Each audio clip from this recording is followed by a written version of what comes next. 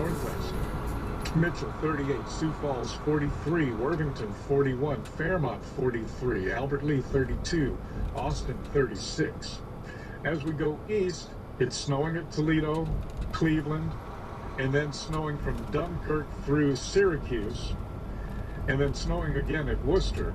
But going back now to Dunkirk, we have, and temperatures are in the upper teens from Dunkirk over to Bedford.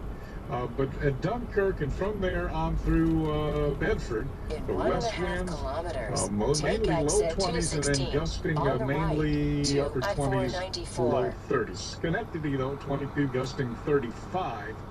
Everybody else is just below that in terms of the gusting winds. And then on I-94, Bismarck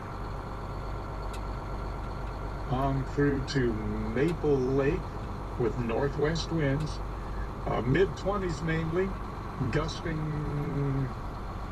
mid to upper 30s mainly. Fergus Falls 30, gusting 40. Alexandria 23, gusting 37. Those are a couple of examples. Those are northwest winds. Menominee reporting snowfall, but a wind at 8 miles per hour from the north. And then you have south winds. So north winds from Menominee back to Bismarck. South winds at Racine, Chicago, 16 to 20 miles per hour, gusting 28 to 30 miles per hour. And then the wind drops away, as does the temperature. You're in the mid to upper teens from Kalamazoo to Detroit in snowfall. And it's heavy snow recorded at Jackson, Michigan. And that's a look at Interstate Weather, a continuing service for the professional truck driver. Brought to you by TA and Petrol. Then take the TA Truck Service Road Squad. You break down, we show up. From cold weather startup problems to blowouts, we've got you covered. Just call 1-800-824-SHOP and we'll get you rolling again, fast. Roll on with Road Squad. No matter where, no matter when a breakdown occurs, you're never alone. With Road Squad Connect, you have the support you need to keep you rolling along America's roadways. Remember, if you break down, we show up. This is Road Squad Radio. I'm Rob Williams. Can this year's Operation Safe Driver Week be considered a success? Well, results are in from the latest safety blitz, and the number of citations issued nearly doubled over last year's event. 38,878 citations and warnings were issued, compared to last year's 20,648. State and local moving violations accounted for over 80% of this year's total. That was followed by speeding, failure to use a seatbelt, failure to obey traffic lights and stop signs, and using... Got your pros and cons. Which do you like better? I like a real tree in a big house. Okay. And I'll get into the detailing of that later. In terms of like smaller houses or more intimate homes, I like false trees. It's really about the location. And I also feel like, a tree actually has to speak to a house. There's some houses where, fake trees work beautiful. And there's some houses where artificial trees work beautifully. I mean, if you were talking about something like, kind of these modern sort of hip places people are living these days, artificial trees really, really work because, what it takes to keep the house clean, et cetera, et cetera. But if you're in an old house, like in the place we stayed at right after our wedding, wonderful. Yeah, I mean, I think so you're saying a 6-foot tree, or 6-foot real tree is lame, is what you're saying.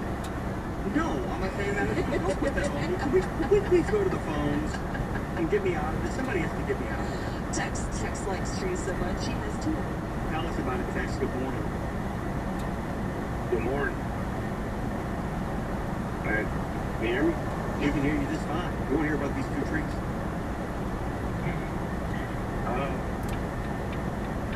The one at the house we put up before Thanksgiving, because that was the last time I was home.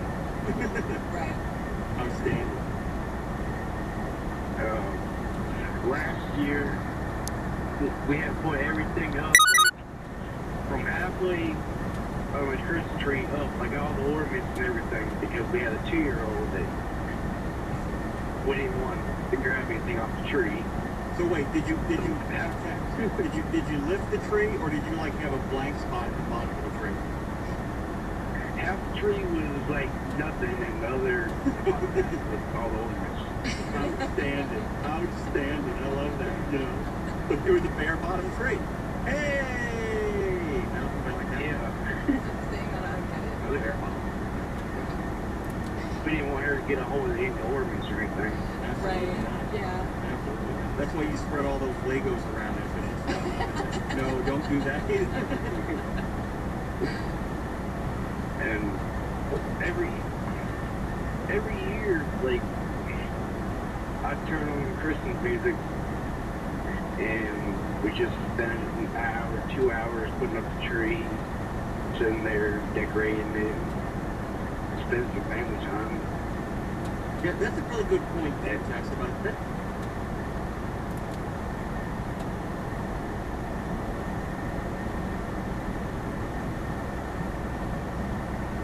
Ceremony to stop you from killing the tree in a Mid-South wrestling encounter. I mean, Went to a tree decorating party once. It was really charming. I actually went to a engagement. Being able to get through sort of thing. We'll take care of it. I'll start dropping people. I think Paul and Kurt will be dropped. We'll get rid of Paul and Kurt. Maybe Ghost Train because he was never supposed to be that person. It was his birthday. We'll make some room for you. We're going to be in for an Ice Princess on the Dave Emo Weekend's Christmas Eve edition.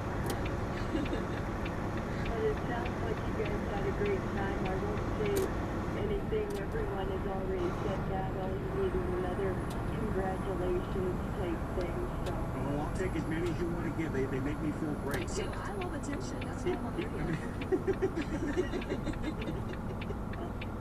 So it sounds great what you guys did.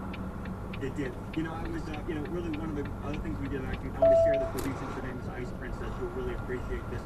There's a thing that the British do at Christmas. It's called a panto, and they are kids' plays. They are professionally produced, really slick, really kind of, crazy and wild and wonderful kids' plays.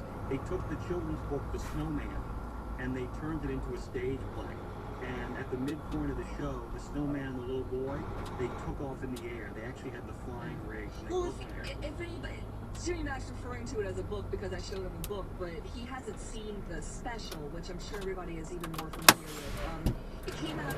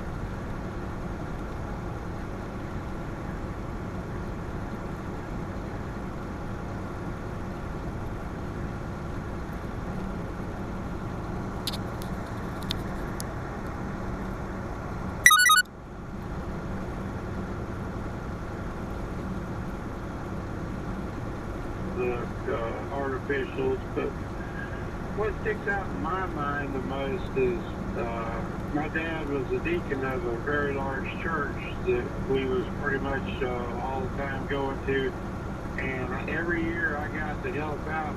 We did a live Christmas tree presentation every year, and it was televised and everything. Oh, cool. And me and my dad, we put that live Christmas tree, for what it was, basically it was just a line of boards and stuff going across where the choir sings, And then we had to go along there and put all the, we had semi-loads of the real tree limbs, you know, like the wreaths and stuff there, you know.